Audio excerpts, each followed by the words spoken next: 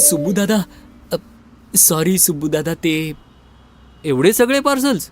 अरे बाहेर जाऊन शॉपिंग करायला वेळच मिळत नाही. एवढं काम असतं की लॅपटॉप बाजूला ठेवताच येत नाही.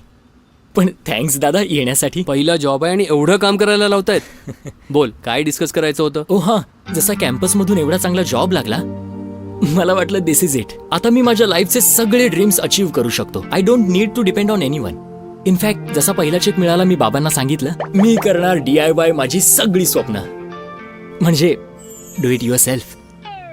यार, मी एवढा जुना पण नाहीये की DIY माहित नसेल. Okay fine. ओके, मग काय झालं? मग मला रियालिटी चेक मिळाला. म्हणजे? मी माझ्या सॅलरीतून काहीच करू शकत नाही. मित्रांसोबत इंटरनॅशनल म्युझिक फेस्टमध्ये जाण्यासाठी वडिलांकडून पैसे घेतले. हा लेटेस्ट फोन तर घेतला, पण ह्याची EMI भरल्यानंतर मी लोकांना फक्त मिस कॉलच देऊ शकेन. लकीली मॉम चिपटेन. विचार केला 6 महिने जॉब केल्यानंतर फायनली काहीतरी माझ्या मनासारखं घडेल. थोडा बँक बॅलन्स पण होईल, यु नो. पण मला अजूनही मॉम डॅडकडून हेल्प घ्यावी लागते. हे कूल स्नीकर्स, हे कूल शर्ट्स, हे सगळं तर मी अफोर्ड करू शकतोय, पण don't be salty bro. Like I have a choice.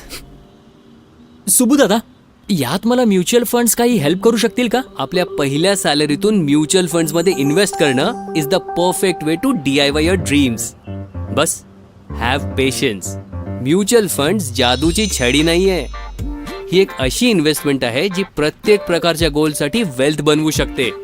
मग ते गोल्स लॉंग टर्म असो किंवा शॉर्ट टर्म. स्वतःसाठी काही रूल्स बनव. अर्निंग मधून किती इन्व्हेस्ट करायचंय हे आधी डिसाईड करायचं. And then be disciplined about investing.